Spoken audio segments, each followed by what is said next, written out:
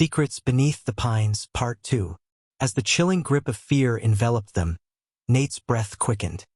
He glanced at Megan, her eyes darting around the room with an intensity he had not seen before.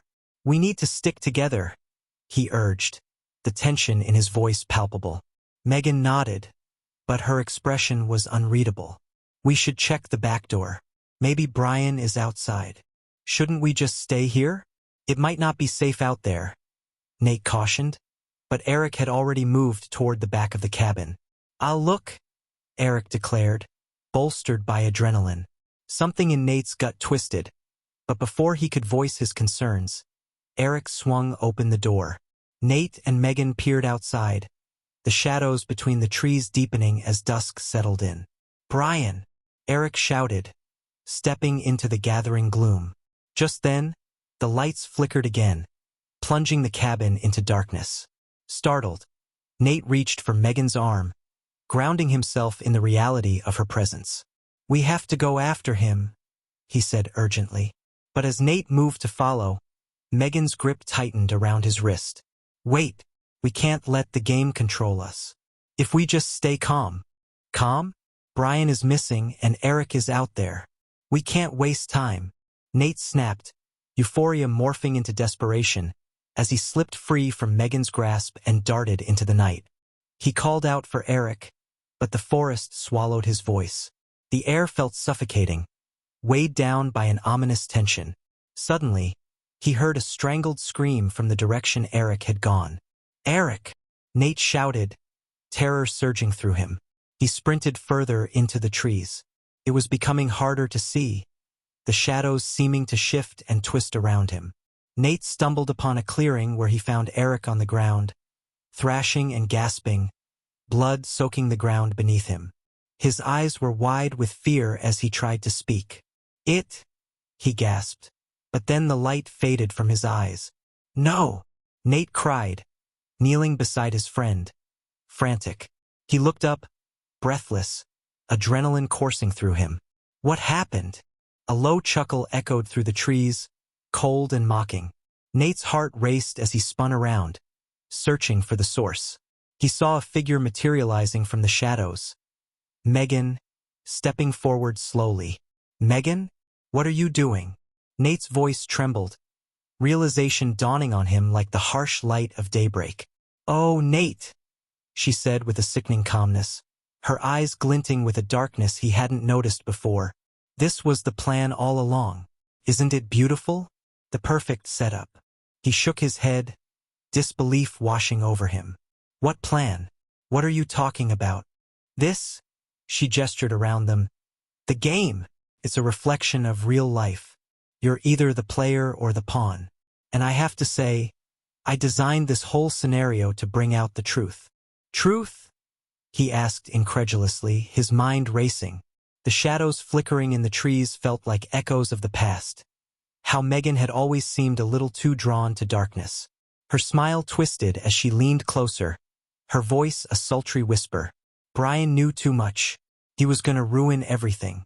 But you are pure, a brilliant mind trapped in this tangle of weak ties. It's almost sad." Nate's heart raced. "You killed him, didn't you?" "Not just him, Nate. The game requires sacrifices. And now it's your turn." Adrenaline surged through him, and Nate instinctively took a step back. "No, I won't let you do this."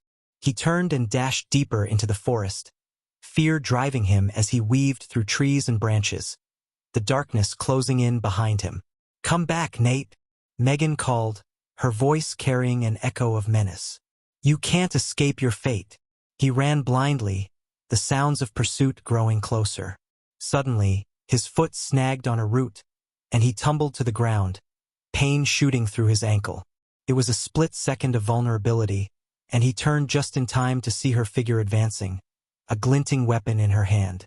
In a swift motion, Nate scrambled back to his feet, adrenaline masking his pain. He forced his body to move, pushing through the ache as he raced away. "Megan, you don't have to do this," he shouted, hoping to reach the tiny spark of the girl he once knew. "We can figure this out." "There's nothing to figure out," she shrieked, her voice cutting through the trees like a knife. "You're just part of the game." In a final thrust of desperation, Nate leapt over a fallen log, the movement propelling him forward. The pounding footsteps behind him faltered for a moment, allowing him to gain precious seconds. He could see the faint glow of the cabin, the hope of safety lighting a fire in his heart. But just as he neared the clearing, he heard a muffled gasp behind him, then a sickening thud. He didn't look back. He plunged into the safety of the cabin, slamming the door behind him and locking it tight. Heart pounding, Nate leaned against the door, gasping for breath. The room was dim, but the familiar surroundings felt like a refuge, at least for a moment. "Megan!"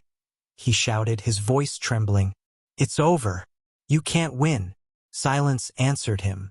Breathing heavily, Nate began to search for a way out.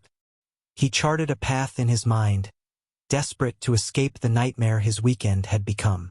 Finally, he spotted a window in the back. As he moved toward it, a chilling laugh echoed through the air, slashing through the tension like a blade. "Oh, Nate!" Megan's voice sang sweetly from the shadows. "You really think you can escape? The game is just beginning." Heart racing, Nate threw open the window and climbed through, hoping for a chance to disappear into the trees.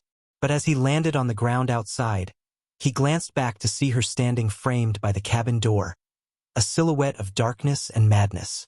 "What will you do now?" she called, laughter bubbling up from her throat. "You think you can outrun your destiny?" As he disappeared into the woods, the twisted reality of their friendship shattered entirely. With every heartbeat, he knew he would never be the same again, and he would have to find a way to survive the hunt she had unleashed. In the distance, he thought he heard the eerie sound of Megan's laughter merging with the night, a haunting melody that marked the beginning of his fight for life against the darkness that had come to claim him.